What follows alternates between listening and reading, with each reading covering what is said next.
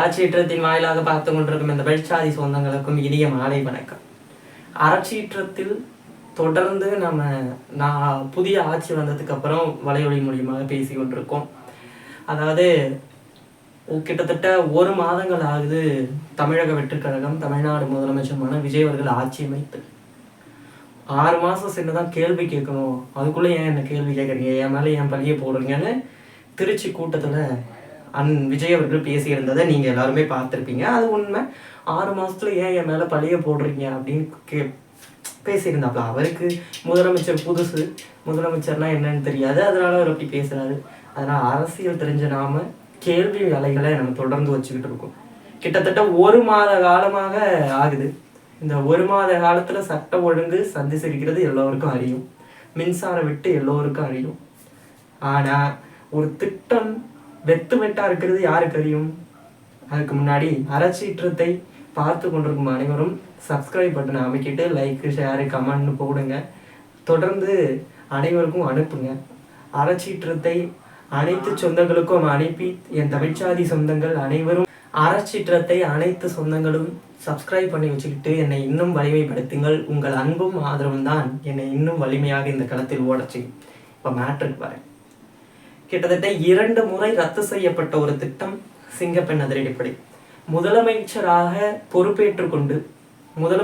பொறுப்பேற்று முதல் கையெழுத்து பெண்களுக்கு முக்கியத்துவமான கையெழுத்து. பெண்கள் பாதுகாப்புல வல்லமை படைத்தவர் அண்ணன் விஜய் அவர்கள். பெண்களுக்காக சீன்லாம் வச்சு சிங்கப்பெண்ணே ஒடியா எழுந்து வா பெண்ணே அப்படின்லாம் திரைப்படத்துல வச்சு திரைப்படத்துல ஹைலைட் காட்டி நான் திரையில பண்றதை தரையில பண்ணுவேன்னு சொல்லி இவர்களை மயக்கி திரை கவர்ச்சி மூலயமாக வென்று தமிழக வெற்றி கழக தலைவர் விஜய் அவர்கள் முதலமைச்சரானார். 108 இடங்களை வென்று முதலமைச்சராயிருக்கார் கூட்டணி கட்சிகளோடு. வாழ்த்துக்கள். அதெல்லாம் சொல்லியாச்சு. இனி வாழ்த்துக்கள் இல்லை, இனி கேள்வி மழைகள் தான். அதாவது என்ன சொல்றது அப்படின்னா, பெண்களுக்கு முக்கியத்துவம் கொடுத்து முதல் கையெழுத்தை பதிவிட்டார். அந்த சிங்கப்பெண் அதிரடிப்படை கிட்டத்தட்ட 2 முறை ரத்து செய்யப்பட்டது தாங்கள் அறிவீர், நானும் அறிவீர். 2 முறையில ஒன்று பிரதமரை பார்க்க போனதுக்காக அது ரத்து செய்யப்பட்டது. மற்றொன்று எதற்காக ரத்து செய்யப்பட்டதுன்னு எனக்கு தெரியல, யாருக்கும் தெரியாது. 1 மாதம் கழித்து முதல் கையெழுத்துடைய திட்டத்தின் துவக்க விழா நடந்து முடிஞ்சது. சிங்கப்பெண் துவக்க விழா அப்படின்னு கிட்டத்தட்ட தாவேக்கா 1 மாதம் ஆட்சி அமைத்து முடிய போது அப்போ துவக்க விழா நடந்துச்சு. அதில் கூட சினிமா பாடலை அண்ணன் விஜய் அவர்கள் காவல்துறையுடைய பேண்டு வாத்திய குழுவை ஒலிக்க வைத்து ரசித்தார். அதற்கு வன்மையான கண்டனங்களை நாம் கொடுத்தோம் காணொலி மூலயமா. சிங்கப்பெண் அதிரடிப்படை எதற்கானது அப்படின்னு இப்ப பார்க்க வேண்டிய நேரம்ல. அதாவது 2019 ஸ்பின் பேட்ரோல் அப்படிங்கிற ஒரு திட்டம் மூலயமா இதே போல ஸ்டிக்கர் ஒட்டி அரசு ஒண்ணு பண்ணது. ஸ்டிக்கர் ஒட்டி ஒரு போலீஸ் படை இருந்தது, ஒரு அதிரடிப்படை. இங்க சிங்கப்பெண் அதிரடிப்படை போல ஒரு படை இருந்தது. அது போல உள்ள ஒரு படை தான் இந்த சிங்கப்பெண் அதிரடிப்படை. சிங்கப்பெண் அதிரடிப்படையுடைய வேலை என்ன அப்படின்னா, ரோந்து போறது மட்டும்தான். எந்த அதிகாரமும் சிங்கப்பெண் அதிரடிப்படைக்கு கிடையாது. இதுக்கான ஃபயர் விட்டீங்க. சிங்கப்பெண் அதிரடிப்படைக்கு ஒருவரை கைது செய்வதற்கோ, ஒருவரின் மீது வழக்கு போடுவதற்கோ, அல்லது புலனாய்வு செய்து விசாரிப்பதற்கோ எந்த ஒரு அதிகாரமும் சிங்கப்பெண் அதிரடிப்படையான பெண்களுக்கு கிடையாது. அவர்களுக்கு எந்த ஒரு ஆயுதமும் கொடுக்கப்படாது. அதாவது லத்தி போன்று எந்த ஒரு ஆயுதமும் கிடையாது. அப்புறம் எதுக்குன்னா, கூர்கான்னு ஒருத்தங்க இருப்பாங்க தெரியுமா, அதுபோல சிங்கப்பெண் அதிரடிப்படை ஊர் முழுக்க ரோந்து பணிக்காக மட்டுமே இருக்கிறது. அதாவது ஒரு பெண்ணுக்கு இங்க ஏதோ ஒரு பாலியல் குற்றம் சீண்டல் ஏற்படுது அப்படின்னா அந்த இடத்துல உள்ள அந்த ஆளை கண்டித்து காவல் நிலையத்துக்கு மட்டுமே அவர்களை அழைத்து செல்ல முடியும். சிங்கப்பெண் அதிரடிப்படையில் உள்ள போலீஸால ஒரு வழக்கோ இல்லது அவங்கள விசாரணை பண்ணவோ முடியாது. காவல் நிலையத்துக்கு அழைத்து செல்வதற்காக மட்டுமே சிங்கப்பெண் அதிரடிப்படை, ரோந்து செல்வதற்காக மட்டுமே சிங்கப்பெண் அதிரடிப்படை. இதுக்கு எதுக்கு ஸ்டிக்கர் ஒட்டி மாடல் மாற்று, திமுகவுக்கு மாற்று, அதிமுகவுக்கு மாற்றுன்னு முதலமைச்சர் போட்ட முதல் கையெழுத்த இந்த லட்சணம். இப்படிப்பட்ட ஒரு அதிரடிப்படையை தான் நம்ம தமிழ்நாட்டுடைய முதலமைச்சர் உருவாக்கியிருக்கார். இதுக்கு ஃபயர் விட்டாங்க. சிங்கப்பெண்ணே ஒரு புது திட்டத்தை உருவாக்கிட்டார். பெண்களுக்கெல்லாம் பாதுகாப்பு வந்துன்னா இப்போது வரை எந்த ஒரு பாதுகாப்பும் இல்லை. பெண்களுடைய பாதுகாப்பு இன்று ஒரு நாளில் மட்டுமே கும்முடிபூண்டி அப்படிங்கிற ஒரு ஊர்ல 3 வயது குழந்தைக்கு பாலியல் வன்கொடுமை செய்யப்பட்டு கொலை செய்யப்பட்டு ஒருவர் கைதாகியிருக்கார். திருவள்ளூர்ல 7 வயது சிறுமி பாலியல் வன்கொடுமை செய்யப்பட்டிருக்கா. தாம்பரத்துல 10 வயது சிறுமி பாலியல் வன்கொடுமை, சென்னையில 12 வயது சிறுமி பாலியல் வன்கொடுமை. இது போல ஒரே நாளில், இன்று ஒரு நாளில் குழந்தைகள் ஒரே நாளில் 10 வயது 7 வயது சிறுமிகள் பாலியல் வன்கொடுமைக்கு ஆளாக்கப்பட்டிருக்காங்க. சட்ட ஒழுங்கு சந்திச்சு இருக்குது. பெண்கள் பாதுகாப்புங்கிறாரு. எங்க இந்த சிங்கப்பெண் அதிரடிப்படை போனுச்சு? அறிவிச்சது நீங்க தானே. எங்க சிங்கப்பெண் அதிரடிப்படை சென்றது?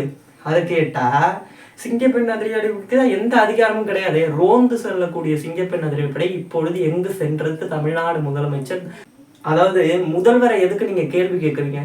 6 மாசத்துக்குள்ள உங்களை யார் கேள்வி கேட்க சொல்லி? நீங்க ஏன் கேள்வி கேட்குறீங்க? அவருக்கு பதில் சொல்ல தெரியும். நீங்க அதெல்லாம் கேள்வி கேட்கக்கூடாதுன்னு சொன்னார்ல நம்ம ஆளு மகேந்திரன் அவர்கள், மாஸ்டர் மகேந்திரன் அவர்கள். அவர்கிட்ட போயிட்டு கேளுங்க, என்னப்பா சட்ட ஒழுங்கு ஒரு நாள்லயும் இப்படி சந்திச்சிருக்குதே, சிங்கப்பெண் அதிரடிப்படை இப்படி இருக்க அப்படின்னு. நீங்கள் போய் மின்சாரத்து வரல அப்படின்னா நேரா மகேந்திரன் அவர்கள்ட்ட போயிட்டு கேளுங்க. மகேந்திரன் அவர்கள் பதிலளிப்பார். முதல்வரை நீ யாரும் கேட்கக்கூடாது. அப்படித்தானே சொல்லியிருக்காரு நடிகர் மகேந்திரன். அதாவது சோலார் சிஸ்டம் எங்க வீட்டுல இருக்கு, வேணா என் வீட்டுல வந்து கரண்ட் எடுத்துக்கன்னு சொல்லியிருக்காரு. மின்சாரம் தடைப்படுது அப்படின்னா நேரா மகேந்திரன் அவர்களுடைய வீட்டுக்கு சென்று மின்சாரத்தை எடுத்துக் கொடுங்க. அதை தான் போன காணொலியில நம்ம சொன்னோம். திருப்பியும் இந்த நேரத்தில் பதிவு பண்றோம். முதல்வரை இனி கேள்வி கேட்க வேண்டாம். பெண்களுக்கு சட்ட ஒழுங்கா, பெண்கள் பாதுகாப்பு இல்லையா, டைரக்டா மகேந்திரன் அவர்களை கேளுங்களேன். ஏன்னா முதலமைச்சரை கேட்க வேணாம்னு அவர் தான் சொல்லியிருக்காரு. ஒரு நாட்டை ஆளக்கூடிய ஆட்சியாளனே கேள்வி கேட்க வேணாம்னு சொல்லிட்டு என்ன கேள்வி கேளுங்கன்னு சொல்லியிருக்காரு. அப்ப நம்ம கேட்க வேண்டிய கடமை நமக்கு அதிகமாகவே இருக்கு. இதெல்லாம் இப்படியே போயிட்டு இருந்தா சிஎம் அவர்களுடைய ஒரு காணொலி இன்று வைரலா போயிட்டு இருக்கு. அதை பத்தி நான் பேசணும் அப்படின்னு நினைக்கல. அது உண்மைக்கு புறம்பான காணொலியா அப்படிங்கிறது தெரியல. அதனால நம்ம அதை பேச வேணாம்னு நினைச்சேன். வைரலா போயிட்டு இருக்கு. எங்க அப்படின்னா பெங்களூருங்கிற ஒரு ஊருக்கு தமிழ்நாடு முதலமைச்சர் சென்றார். அப்ப தானே டிரைவிங் பண்ணிக்கிட்டு போன இடத்துல சீட் பெல்ட் போடாமலும், பக்கத்துல ஒரு 5 ரூபா பாக்கெட், அதாவது சாராயம்லாம் குடிப்பாங்களா அந்த ஒரு பாக்கெட்டு, ஜூஸ் பாக்கெட் டம்ளார் மாதிரி இருக்கும்ல, அதுல ஒரு ஆரஞ்சு கலர்ல ஒரு லிக்யூட் இருக்கு. சீட் பெல்ட் போடாம டிரைவிங் பண்ணிட்டு தமிழ்நாடு முதலமைச்சர் போற ஒரு காணொலி வெளியாகுது. பக்கத்துலயே அந்த ஒரு ஜூஸும் இருக்கு. அதை நம்ம 5 ரூபா ஆப்பிள் ஜூஸ்ன்னு நினைக்கிறதா இல்ல சரக்குன்னு நினைக்கிறதா அப்படின்னா தெரியல. அது உண்மையானா அது உண்மை இல்லை. அதாவது தனி மனிதன் ஒழுங்கா இருந்தாதான் இந்த சமூகம் மாறும் அப்படிங்கிற தமிழ்நாடு முதலமைச்சர் அவர் சொல்றது அவரே ஏத்துக்கலையே. தனி மனிதன் ஒழுங்கா தான் சமூகம் மாறுங்கிறப்ப சீல்ட் பெல்ட் போடாம எதுக்கு ரோட்ல போறீங்க? நாங்க போனா சீல்ட் பெல்ட் போடாம போனா ஃபைன், ஹெல்மெட் போடாம போனா ஃபைன். அப்படி இருக்கும் பொழுது தமிழ்நாடு முதலமைச்சர் மட்டும் சீல்ட் பெல்ட் போடாம போனா, டிரைவிங் பண்ணுனா கிடையாதா? இதை தான் நம்ம கேள்வி எழுப்புறோம். ஆனால் இதற்கான பதில் இங்கு எதுவுமே தமிழ்நாடு முதலமைச்சரிடமிருந்து வரல. ஆனா இந்த காணொலியில அது ஆப்பிள் ஜூஸா, அது சரக்கா அப்படிங்கிறதெல்லாம் அவங்களே தாவேகாவிலிருந்து தாவேகா தரப்புலேருந்து பதில் வரும். இந்த நேரத்துல நான் ஒன்று சொன்னேன், அதாவது மகேந்திரனை போயிட்டு கேளுங்க அப்படின்னு. இதே நேரத்துல அண்ணன் ராகவா லாரன்ஸையும் நம்ம கேட்கலாம். 1 மாத கால ஆட்சி அருமையாக இருக்கு அப்படின்னு அண்ணன் ராகவா லாரன்ஸ் அவர்கள் பேசியிருக்காப்ல. எல்லாரும் அறியும் தானே. ராகவா லாரன்ஸ் அவர்களுடைய பிரஸ் மீட் ரீசன்ல பார்த்தப்ப தாவேகாக்கு பதில் கூறியிருக்காப்புல, தாவேகாவை புகழ்ந்து பாடியிருக்காப்புல. ஆனா எல்லோருக்கும் அரசியலுக்கு வர்றதுக்கு அனுமதி இருக்கு, நீங்க வாங்க, சந்தோஷமா வாங்க. ஆனா உங்களுடைய கொள்கை என்ன, கோட்பாடு என்ன, நீங்க எதை வச்சு தத்துவத்தை வச்சு முன் வச்சு வரீங்கன்னு பார்த்துட்டு பின்னர் ராகவா லாரன்ஸ் அவர்களை விமர்சிக்கும். ஆனா இப்ப ராகவா லாரன்ஸ் அவர்கள் கேள்வி கேட்கணும். அதாவது 1 மாத ஆட்சி நல்ல ஆட்சியாக இருக்கு, கோயிலுக்கு பக்கத்துல உள்ள மதுபான கடையை நாங்கள் மூடி இருக்காரு விஜய் என் நண்பன், பெண்களுக்கு பாதுகாப்பு கொடுத்துருக்காரு என் நண்பன் அப்படிங்கிறார். பெண்களுக்கு பாதுகாப்பு கொடுத்துருக்கார், சிங்கப்பெண் அதிரடிப்படையை உருவாக்கியிருக்கார் அப்படிங்கிறீங்க. 1 மாசத்துல நல்லா ஆச்சுக்கிறீங்க. அங்க விவசாயி போராடுறானே, செவிலியர் போராடுறானே, 1000 பாலியல் வன்கொடுமை நடக்குது, அதுவும் தாவேகா நிர்வாகிகளால் நடக்குது. தனி மனிதன் ஒழுங்காக இருந்தால் இந்த சமூகம் மாறும் என்று சொல்லிவிட்டு தன்னுடைய தொண்டர்களே அதை கேட்காம, தன்னுடைய நிர்வாகிகளே அதை கேட்காம பாலியல் வன்கொடுமைக்கு ஆளாக்கப்படுகிறார்கள் தாவேகா நிர்வாகிகளால். பச்சிளம் குழந்தைகள், பச்சிளம் பெண் குழந்தைகள் இன்று ஒரு நாளில் மட்டுமே கிட்டத்தட்ட 3 வயது 10 வயது சிறுமிகள் பாலியல் வன்கொடுமைக்கு ஆளாக்கப்பட்டிருக்காங்களே. 1 மாத நல்லாட்சியாக இந்த அரசு கொடுக்குதானா? 100 விஜய் வந்தாலும் தமிழ்நாட்டுக்கு தண்ணி தர மாட்டோம் கர்நாடகா சொல்லுது. மேகதாதானையை கட்டுவேங்குது. 100 விஜய் வந்தாலும் ஏன் போயிட்டு கர்நாடகாவை எதிர்த்து போராடல? தமிழ்நாடு முதலமைச்சர் ஏன் போராடல? அந்த பெங்களூரில் போயிட்டு டிரைவிங் பண்ணுறாப்புல டிரைவிங். ஆனால் கர்நாடகாவை ஏன் பார்த்து பயப்படுறாரு? காங்கிரஸ் ஏன் பார்த்து பயப்படுது? காங்கிரஸ் தானே ஆட்சி ஆடுது. உங்கள் பிரதர் ராகுல் காந்திட்ட இல்லை சோனியா காந்திட்ட யார்ட்டையாச்சும் சொல்லி அணையை கட்டக்கூடாதுன்னு ஏன் விஜய் அவர்களால் பதில் சொல்ல முடியல? நீ அதாவது 100 விஜய் வந்தாலும் அணையை கட்டுவேன்னு கர்நாடகா சொல்லுது. தமிழ்நாடு சொல்லலாமே, என்ன மாதிரி 1000 பேர் வருவான், உன்னால கட்ட முடியாது, நீ கட்டி தான் பாருன்னு ஏன் குரல் எழுப்பமுள்ள செய்தியாளர்களை சந்திச்சு ஒரு சம்பிரதாய ட்விட்டர் அரசியலும் சம்பிரதாய கடித அரசியலும் பண்ண மாட்டேன்னு சொன்னது யாரு? தமிழ்நாட்டுடைய முதலமைச்சர். அப்படி இருக்கும் பொழுது அந்த பேச்சு வீச்சு ஓரசக்தி பாரசக்தி கோரசக்தி தீரசக்தி தூர்ந்து போன சக்தி இதெல்லாம் எங்க போனது? இப்ப இது தீய சக்தியா தூய சக்தியா? 1 மாத ஆட்சி இதா இருக்கான். இது தமிழ்நாட்டு மக்களுக்கானது இல்லை. தாவேக்காக்கு முட்டு கொடுத்து ராகவா லாரன்ஸ் அவர்கள் தாவேக்காவை இணைய உள்ளதுக்கு இது ஒரு அடி, அவ்வளவுதானே பெருசால. இந்த நேரத்திலே சிங்கப்பெண் அதிரடியை பத்தி தான் நம்ம இந்த காணொலியை சிறப்பா பேசணும் அப்படின்னு வந்தது. சிங்கப்பெண் அதிரடி படையை நம்பி இந்த பெண்கள் பாதுகாப்பாக இருப்பாங்க, பச்சிளம் குழந்தைகள் பாதுகாப்பாக இருக்காங்கன்னு மட்டும் நம்பாதீங்க. பெண்கள் பாதுகாப்புக்கு சிங்கப்பெண் படை வெறும் ரோந்து பணி மட்டுமே, வெறும் காவல்துறைக்கு காவல் நிலையங்களுக்கு அழைத்து செல்வது மட்டுமே. அவர்களால் காவல் நிலையத்துக்கு மட்டுமே அழைத்து செல்ல முடியும். வழக்கு போட முடியாது, விசாரணை செய்ய முடியாது, புலனாய்வு செய்ய முடியாது. அதனால் அவர்களிடம் எந்த ஒரு ஆயுதமும் இருக்காது.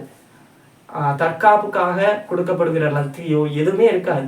அவர்களிடம் எந்த ஒரு அதிகாரமும் கிடையாது. அதனால் இது சிங்கப்பெண் அதிரடி படையானா இது வெறும் வெத்து படை. அதனால இன்னும் நிறைய மாற வேண்டியதற்கு மாற்றம்னு சொல்லிவிட்டு 1 மாத ஆட்சி மாற்றமே இல்லாம அதே போராட்டம், திமுக நடந்த அதே விவசாயிகள் போராட்டம், அதே செவிலியர்கள் போராட்டம், அப்ப மாணவர்கள் போராட்டம், மீனவர்கள் போராட்டம், இது போல பல போராட்டங்கள் நடந்தது. அது வெல்லாம் தாவேக்க ஆட்சியிலும் நடக்கும், எழுதி வைத்துக் கொள்ளுங்கள். இதை எதிர்த்து நாம் தமிழை வச்சு போராட்டம் செய்யும். மாற்று என்று சொல்லிவிட்டு மாறாமல் இருக்கக்கூடிய ஒரே கட்சி தாவேக்கா மட்டும்தான். எப்படி திமுகவும் அதிமுகவும் சொல்லிக்கொண்டே திராவிட கட்சிகள் அழைந்ததோ அதே போல ஒரு திராவிடம் அப்பையிலேருந்து அடிச்சுக்கிட்டோம்.